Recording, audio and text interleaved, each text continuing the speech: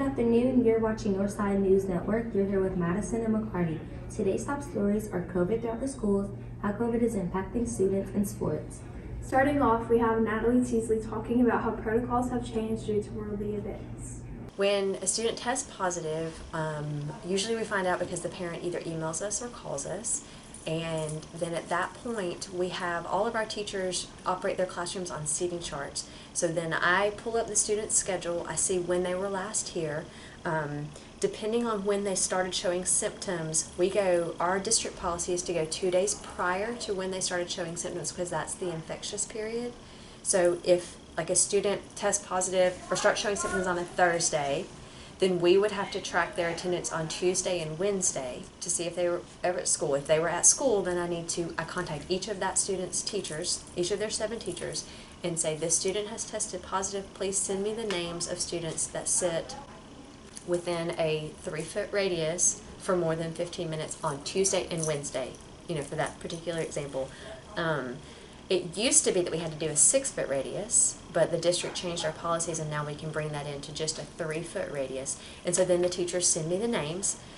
And then I have a spreadsheet that I keep up with, and if any of those students on the names, of any of their names that they've sent to me, if we know that they are vaccinated, because when a student tests positive, then we contact parents, and if the parents share with us, oh, they're vaccinated, then they send us a copy of their vaccination card, or we go find the student. If the parent says they have a copy of the card on them, we go find the student and verify that they are fully vaccinated, and then I take that list and take out anybody who is vaccinated, because our vaccinated students are allowed to stay at school.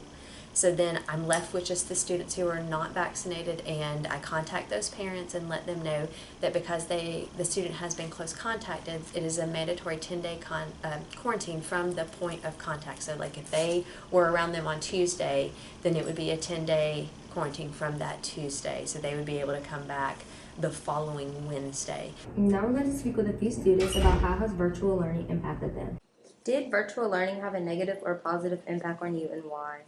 To me, it kind of had like both, because positive, I was at the crib, I was at home, so I ain't have to go to school. I ain't worry about everybody getting all of my business and stuff, And then negative, like my grades, it wasn't as easy as, because the teacher was not, you couldn't do as much and stuff because you were on virtual, basically. What is the challenge you faced while learning online?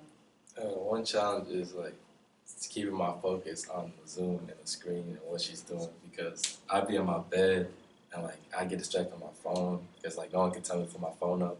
I'll be distracted by the TV and just being too distracted by stuff. Did virtual learning have a negative or positive impact on you, and why? I would say that it had a negative impact on me because the transition between virtual to in-person was difficult, because I feel like I lost all of my social skills. What is a challenge you faced while learning online? I guess I'm the type to ask questions in person. I like getting direct responses, so emailing back and forth with teachers was really difficult. Did virtual learning have a negative or positive impact on you, and why? I thought virtual learning had more of a positive impact on my life, because coming from a kind of bad school, when I moved over to Northside, virtual learning gave me the opportunity to better myself, and my grades have severely improved from that. What is a challenge you faced while learning online? One main challenge I faced was probably, I'd say, staying focused and actually having the determination to do my work, because I would be at home all day and I would log on to class whenever that was, and then right after it I could just log out and do whatever I wanted. And having to keep up with the homework so I wouldn't fall behind was something that I had to deal with. In sports news, the football team has done an amazing job this season. Let's see how these players feel about their team and where they feel they need to improve. How does the offense look this season, and where do you think you feel like you can? We look good with our starting quarterback being injured, and we can improve on holding our blocks longer and pass the ball deeper down the field. How does the defense look for this season, and where do you feel like you can improve? I feel like the defense is doing well, right around the field, relentless effort. Okay, work on how we do. Just all get to the ball, all rally up to the ball, and make it turnovers. What part of special teams do you feel is the strongest and why? Special teams wise, I feel like we have a lot of effort and we fly around, so we handle it pretty well. Ending our broadcast today, we have our Northside High marching band members talking about their favorite moments. What has been your favorite memory that you have so far? It's the bus rides. Bus rides from hours away. Ooh, baby, they go off, man. What has been your favorite memory that you have so far? My favorite memory, it would be when we were practicing my freshman year for a bonfire, and we were practicing marching around the parking lot, and it just came pouring down, and Mr. Wagner was like, "Keep going," and we just marched in the rain. It was pretty fun.